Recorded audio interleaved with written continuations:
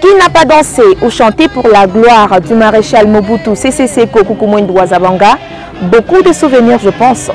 Le 24 avril, une date historique pour la République démocratique du Congo, d'où nous prenons la machine à remonter les temps et nous retrouver en 1990 où le maréchal Mobutu Sese Seko ordonna le multipartisme. Cela après 25 ans de règne sans partage. Larmes aux yeux et les léopards du Zaïre pleura. Comprenez mon émotion.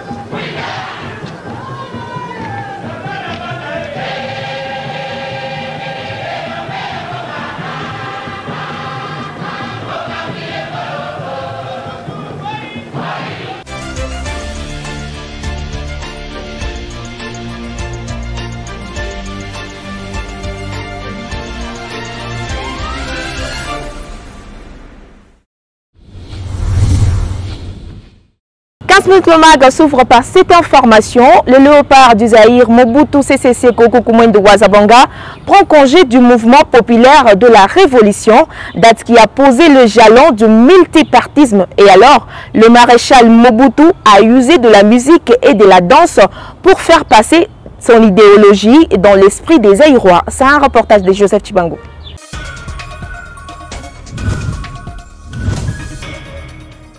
Défini. Je vous annonce que je prends ce jour congé du mouvement populaire de la Révolution pour lui permettre de se choisir un nouveau chef devant conduire.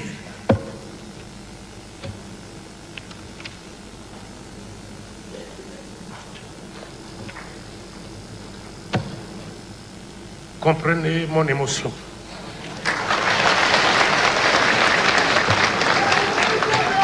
Deux ans après, ces discours presque historiques résonnent encore dans la mémoire de nombreux Congolais qui ruminent encore les effets de la journée du 24 avril 1990.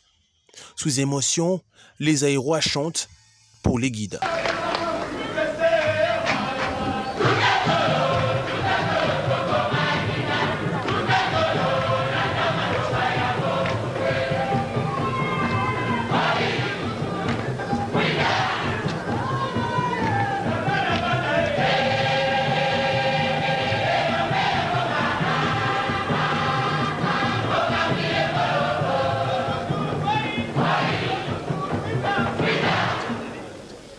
Il y a une chanson qui a fait fureur.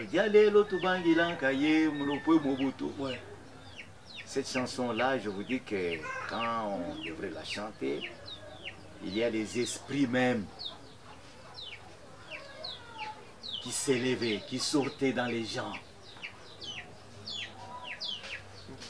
Les Mikalaï ont chanté cette chanson-là. Dialelo. On entendait les voix qui sortaient dans une rivière, on chantait cette chanson.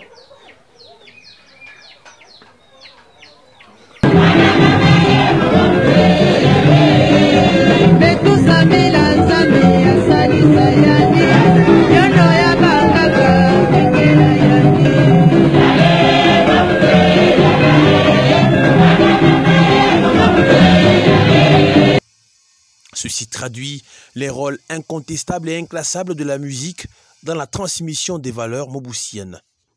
Des années durant, les Zaïrois ont chanté pour le maréchal un répertoire riche pour glorifier le grand léopard.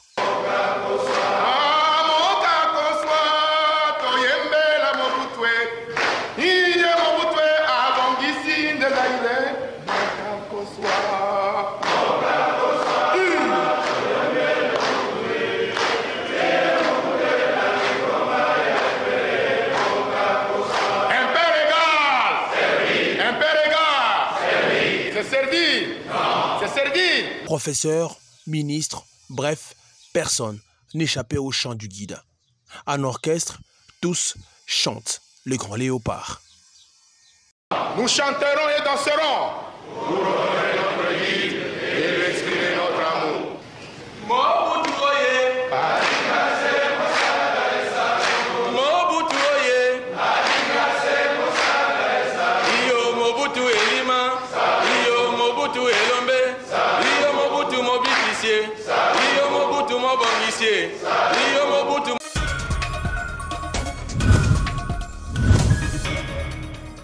Restons toujours sur le même chapitre et vous dire que le professeur des universités, Sylvain Kantolomba, répond à la question de savoir, 32 ans après les débuts du multipartisme, quel bilan? C'est la rubrique invitée.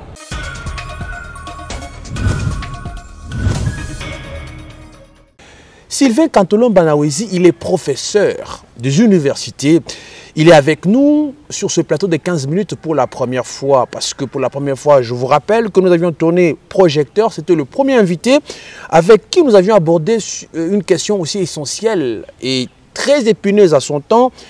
Associations socio-culturelles comme base politique, comme base électorale en République du Congo. On va essayer d'en parler dans les prochains numéros.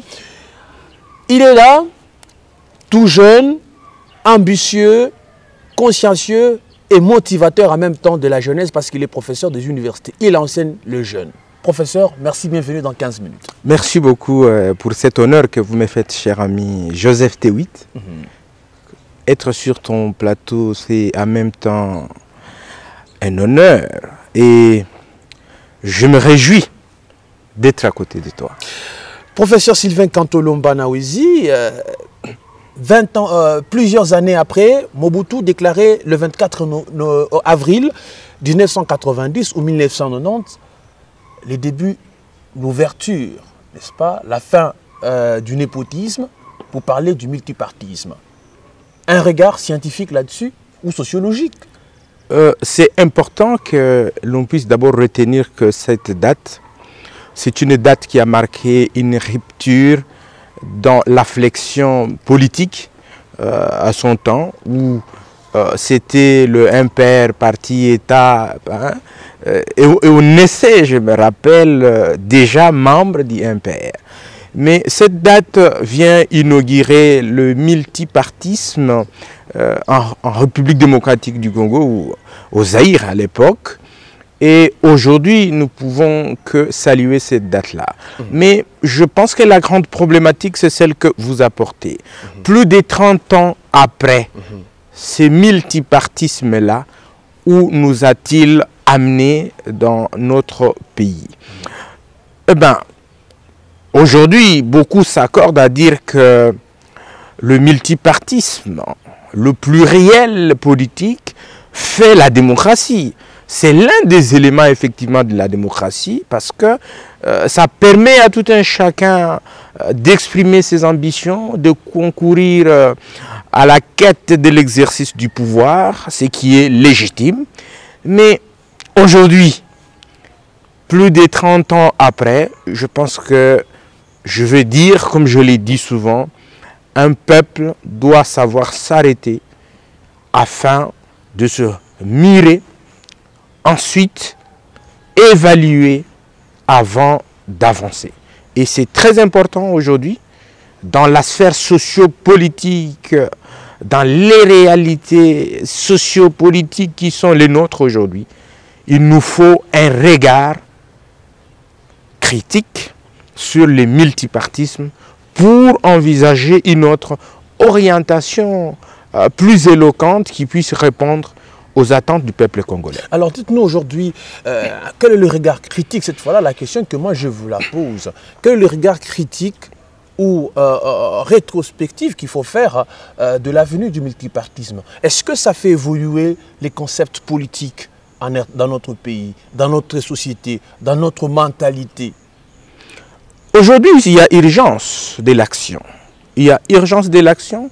Ça signifie que nous évaluons ces multipartismes-là. Ouais. Moi, je plaide pour un multipartisme limité. C'est-à-dire? Aujourd'hui, nous avons plus de 700 partis politiques dans notre pays et le ministère de l'Intérieur continue à enregistrer la naissance des autres partis politiques. Et si nous jetons un regard sur les rôles de partis politiques dans un pays, dans une nation, le parti politique avec la mission première de rechercher à conquérir le pouvoir pour l'exercer. Une fois qu'il a le pouvoir, il peut développer le mécanisme de le conserver le plus longtemps possible. Mais le parti politique a aussi une mission très importante pour le pays parce que il doit concourir à la formation de ses membres. Pas n'importe quelle formation, mais la formation civique. Mais est-ce qu'aujourd'hui, en termes de civisme, en termes d'éthique, en termes de maîtrise, de droits et des valeurs citoyennes, le parti politique ont-ils apporté quelque chose? Je dis tout de suite non. Et là, à quoi nous sert alors ces pactoles de plus de 700 partis politiques dans notre pays? Mais il y a un côté justement qui est emblématique, c'est que les partis politiques ont créé des rois télé dans ces pays. C'est-à-dire il y a aussi aujourd'hui, nous avons même des partis politiques dites de mallettes, où vous n'avez que le logo, les insignes du parti et quelques membres de la famille. Qui ne sont pas visibles sur terrain.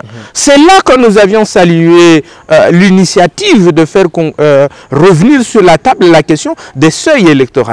Mais nous ne sommes pas allés jusqu'au bout. Il fallait que l'on ait une disposition qui contraint. Quand un parti ne sait pas se faire représenter à l'hémicycle, ça signifie qu'il n'a pas bénéficié de la confiance du peuple pour qu'il ait aussi des élus. Il fallait le pousser, n'est-ce pas, à se retirer ou à se dissoudre automatiquement. Et là, nous nous retrouverons avec des regroupements qui formeront, parce qu'il y en a eu plus de 75 regroupements. À ce moment-là, on réduirait le nombre. Au lieu de multiplier le nombre de partis politiques, à chaque parti politique, il y a un petit roi. Et les partis politiques dans leur fonctionnement, est-ce qu'elles sont dans la diffusion idéologique? Parce que l'adhésion à un parti politique se fait par conviction idéologique. Mais quelle est cette conviction idéologique véhiculée par le plus de 800 partis politiques au Congo? Voilà pourquoi je dis qu'il faut que nous puissions repenser notre multipartisme, le réduire, le limiter par courant. On peut prendre ceux qui confessent le courant démocrate, on le regroupe. On prend les fédéralistes, on prend ceux qui sont pour le libéralisme, l'unitarisme, tout ça, et on le regroupe. Ceux qui veulent être des partis chrétiens, on le regroupe. On aurait au minimum une bonne dizaine de partis. Et même dans l'obligation de l'État de financer les partis politiques, je crois que ça va être facile de mettre des moyens à ces partis-là et suivre ces partis dans leur exercice quotidien. Et s'il faut vous suivre bien, on peut dire que la multiplicité ou le menu aussi grand de partis politiques en RDC n'apporte rien à l'évolution démocratique dans ce pays. Non, je vous dis que ce multipartisme est à l'origine de raisonnement par cliché. Une division qui entame même le culturel. Parce que nous n'avons pas encore compris que nous devons faire attention entre la scène politique et le vécu quotidien. Mais le Congolais n'a pas encore fait la différence. Du fait que T8 est de telle obédience politique, eh bien, même pour le fréquenter en dehors des questions politiques, on a des réticences. Et donc nous confondons encore la scène politique avec le vécu quotidien, alors qu'il faut le différencier. Ce multipartisme nous a sectarisés, nous a mis sous cliché. Aujourd'hui, nous réfléchissons par cliché. Vous avez des gens qui vous diront ici c'est Fachi, là c'est Kabila, là c'est Katumbi, Fayoulou, là c'est Kamere. Et voici cette société-là qui fonctionne de cette manière, des clichés. Et pour moi, les clichés politiques, l'appartenance politique nous éloigne justement des grandes questions. Nous empêche de voir en face de nous quelles sont les réalités qui sont les nôtres, quels sont les problèmes à problématiser. auxquels nous devons apporter des solutions. Et nous sommes perdus dans des clichés. Mais je vais vous faire voir une chose. C'est bon de dire Kabila, c'est bon de dire Mozuto, Félix Tshisekedi, hein, tous ces grands leaders qui charrient une opinion publique. Mais il y a une réalité au-delà de la sphère politique. Nous partageons le même vécu quotidien. Pendant que nous nous entredéchirons en termes d'appartenance politique, sans d'ailleurs conviction idéologique, ce qui motive la transhumance politique que nous assistons aujourd'hui. Dès que le pouvoir s'envole, vous le voyez partir. Ça signifie qu'ils n'ont pas adhéré à une idéologie. Parce que quand vous avez une conviction idéologique, eh bien, vous ne pouvez pas changer comme vous voulez. Malheureusement, on veut bien barder ces changements-là du dynamisme politique. Non, ce n'est pas ça. Ce n'est pas ça le dynamisme politique. Vous ici en même temps que pour vous relancer, que nos politiciens regardent de partis politiques à pléthore que nous avons, il y a une pièce maîtresse qui manque, la conviction. Mais il n'y a pas de conviction idéologique. Voilà pourquoi nous assistons à une transhumance sans nom, une transhumance éhontée. Non, ce n'est pas le dynamisme politique, ce sont les nerfs du ventre finalement qui dictent le mouvement, hein, la recherche du pouvoir, des honneurs. Et vous avez quelle conviction politique? Posez-leur la question, ils vous diront quoi? Voilà là où je vous disais, c'est bien beau, on nous a sectarisés, on nous a divisés, nous réfléchissons de manière, des clichés, mais nous oublions que nous, dans la vie quotidienne, nous subissons la même réalité.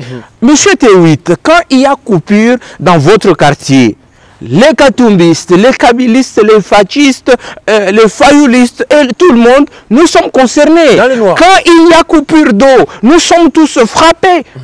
Par cette question-là, quand les routes sont détruites, nous sommes tous concernés par des nids de poules, par la dégradation des routes. Quand la misère frappe, nous sommes tous frappés. Est-ce que nous ne pouvons pas à un certain moment cesser de réfléchir par cliché politique et voir les réalités qui sont en face de nous, déployer l'intelligentsia congolais afin de chercher des solutions? Parce que la politique comme sphère de gestion de la chose publique doit savoir imaginer des solutions pour le peuple. Mais regardons-nous aujourd'hui. Et celui qui a crié Fachi Béton le matin, et celui qui ne l'a pas fait, le soir nous nous retrouvons tous dans les noirs. Nous subissons la même réalité. Mais c'est cette réalité qui devait être une réalité interpellatrice du fait de notre comportement par cliché. Les antivaleurs, la corruption, en fait, les antivaleurs, parmi lesquels on peut citer la corruption, ont pour base les partis politiques qui les produisent. Corruption, tout ce qui se déroule. Est-ce que vous pensez que le parti politique dans notre pays a aussi un rôle moral? Le parti politique... Et civique aussi, s'il faut exister, parce que ce n'est pas normal aujourd'hui qu'un parti politique, parce que vous n'êtes pas contre, vous êtes contre, par exemple, le président de la République, vous allez brûler son effigie, ou vous êtes contre Katumbi, que vous allez l'injurier, que vous êtes contre, je ne sais pas, le sénateur à vie Joseph Kabila, que vous allez, je ne sais pas, le vilipender. Est-ce que c'est aussi ça le civisme que le parti politique véhicule ou doit véhiculer? En soi, là, c'est le chèque des partis politiques. Le nombre de partis politiques, éloquents soit-il, plus de 800 ou 700 partis politiques, devait avoir comme impact, n'est-ce pas, le civisme dans le chef des citoyens. Mais nous remarquons que les membres des partis politiques passent en champion des civismes. C'est que le parti politique n'a pas joué son rôle. Parce que le rôle du parti politique, c'est de former les cadres, n'est-ce pas, leur préparer de manière civique à respecter les valeurs citoyennes et démocratiques. Mais quand vous avez des partis politiques aujourd'hui, quand vous les observez, vous observez leurs militants, leurs membres, eh bien vous vous rendez tout de suite compte que ces partis politiques ont échoué. Un peu à l'image de l'Église.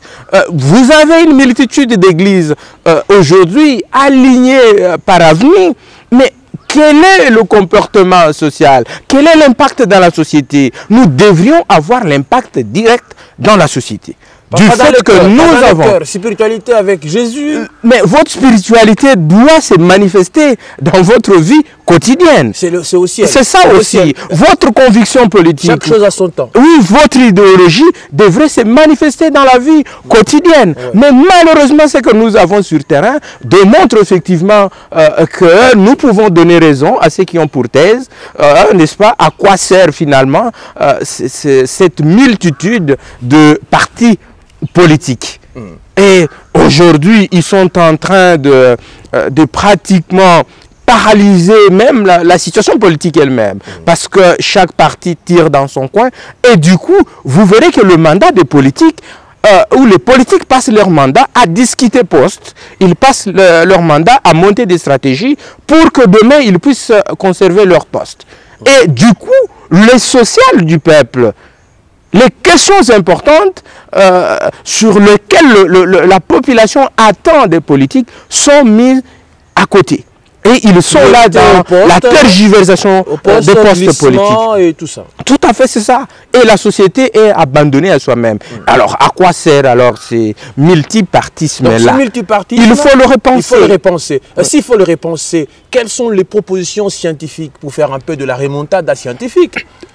Ici, il est question de la volonté d'un peuple, de dire est-ce que nous pouvons nous faire une remise en cause aujourd'hui pour que nous puissions avancer par rapport aux réalités présentes. Nous avons nos propres réalités, nous avons notre panorama socio-politique et culturel. Et nous devons nous conformer face à cette réalité-là. Nous avons déjà expérimenté plus de 30 ans ces multipartismes-là. Il faut nous arrêter aujourd'hui et dire attention, nous nous arrêtons, recadrons les choses afin que nous ne puissions pas nous éparpiller et nous n'avançons pas. Regardez ailleurs.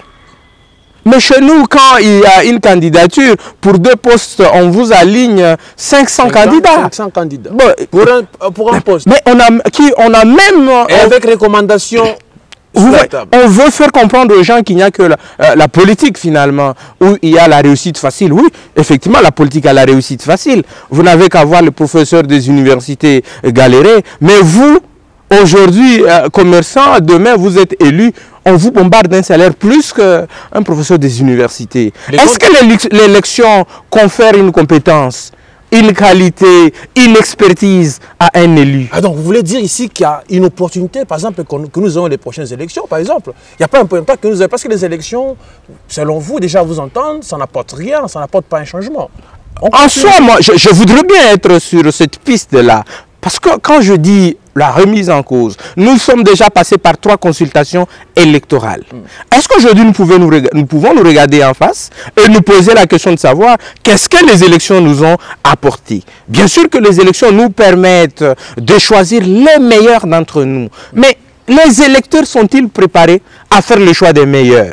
Je crois que vous avez la réponse. Vous avez l'image de notre hémicycle, de notre parlement, bicaméral soit-il. Regardez nos assemblées provinciales. Quelle est leur production? Combien de lois sont produites? Combien d'initiatives de contrôle parlementaire qui accompagnent l'exécutif à résoudre? Une motion de défiance, c'est moi qui est arrivé, le ministre de l'économie qui a payé le frais. Là également, il y a tout un débat. Il faut que les choses soient claires. Oui. La motion de défiance ne fait pas partie du mécanisme de contrôle. Oui. Les députés ont pour mécanisme de contrôle et d'information la question orale avec débat ou sans débat, l'interpellation, audition en commission, les enquêtes parlementaires, ainsi de suite. Mais quand nous arrivons à la question des motions, c'est une affaire de mise en cause de la responsabilité du gouvernement. Et donc, on ne peut pas prétendre améliorer l'action gouvernementale par une motion, mais plutôt par les mécanismes de contrôle et d'information mis à la disposition de l'élu. Mais est-ce qu'il exerce ces mécanismes-là? Il n'a pas le temps. Il n'a pas le temps, mais est-ce qu'il comprend même son rôle? Parce qu'ils ont passé leur temps à nous promettre la construction de routes. Mais la population n'a pas eu le temps de leur poser la question. Vous nous construirez ces routes-là avec quoi? Vous aurez que salaire, vous n'avez pas de budget. Alors, le contre-modèle social et politique, vous pensez qu'ici, la population ou les actions que mènent au quotidien nos politiciens sont en déphasage avec les aspirations de la population. Mais justement, en déphasage total avec les attentes du peuple congolais. Et malheureusement, le peuple est aussi complice. Parce que c'est lui qui a choisi ces gens qui n'ont pas compris leur mission. Et c'est le même peuple qui va encore accueillir. Oui, c'est le même qui va. Justement, aujourd'hui, nous pouvons dire que le peuple va se libérer le jour où il va cesser d'applaudir son bourreau. Les mêmes politiques qui ne font rien, qui ne regardent que leur ventre, quand ils reviennent, la maman dont le mari est peut-être motard, craiseur, lui a acheté avec peine un pagne, il va prendre ce pagne et l'étaler par terre pour que ce politicien qui ne pense pas à lui puisse marcher dessus. La population doit prendre conscience que nous devons changer notre société, nous devons changer notre lecture des choses. Ou notre attitude oui, quand même. Parce que si vous êtes cette population donc souverain primaire, et donc prenons nos responsabilités. 3 fois nous avons élu, qu'est-ce que ça nous a apporté? Voilà les grandes questions. Peut-être que nous avons voté sans comprendre, connaître le pourquoi du vote. Oui. C'est ça en soi la grande question. Est-ce que notre population comprend l'exercice de poser, n'est-ce pas, d'aller déposer le bulletin de vote dans l'urne? Et la démocratie indirecte ayant aussi ses réalités, une fois élu, vous n'avez qu'à attendre 5 ans pour pouvoir le sanctionner positivement par renouvellement des mandats ou négativement. C'est la fin de cette émission. Merci à vous de l'avoir suivi.